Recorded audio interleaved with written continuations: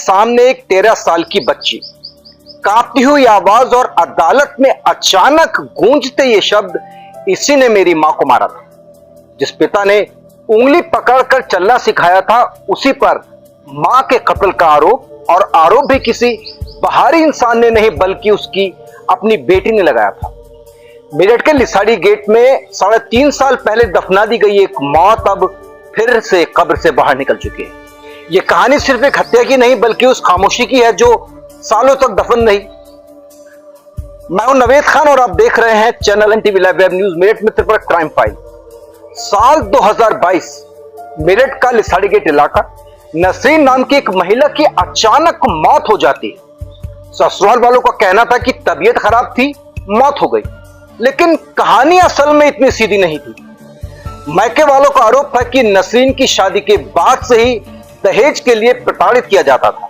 26 नवंबर 2022 को नसरीन के भाई साकिब के फोन पर एक कॉल आती है और कॉल करने वाला था आमिर खान। उसने सिर्फ इतना कहा कि नसरीन की तबीयत खराब है। जब परिवार ससुराल पहुंचा तो नसरीन की सांसें थम चुकी थी और सबसे चौंकाने वाली बात, शव को जल्दी जल्दी दफना भी दिया गया।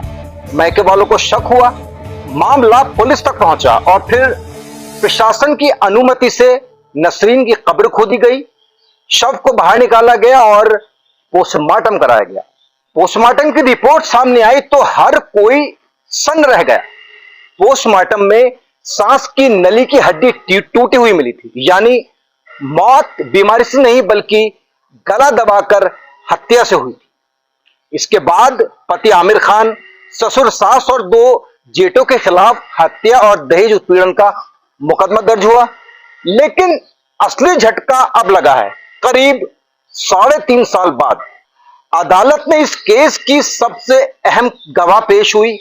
13 साल की वो बेटी जिसने अपनी मां को आखिरी बार जिंदा देखा था।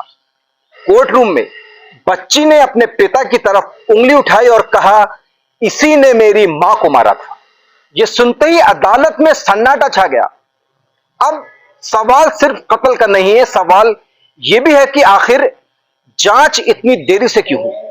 क्योंकि इस केस के विवेचक SI संजय वर्मा लगातार 19 तारीखों से अदालत नहीं पहुंचे थे। अदालत अब उनके खिलाफ गिरफ्तारी की कार्रवाई तैयारी कर रही है। पीड़ित परिवार का आरोप है कि पुलिस की लापरवाही की वजह से उन्हें अब तक इंसाफ नहीं मिल पाया।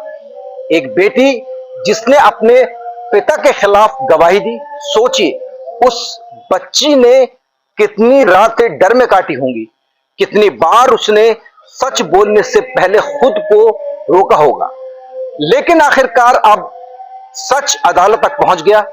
अब देखना यह होगा कि नसरीन को इंसाफ कब मिलता है और क्या बेटी की गवाही इस केस का सबसे बड़ा सच साबित होगी। क्राइम फाइल्स के अगले एपिसोड में आपसे फिर मुलाकात होगी। तब तक सतर्क रहिए, सावधान रहिए, क्योंकि मकसद जुर्म दिखाना नहीं, जुर्म से बचाना है। जय हिंद।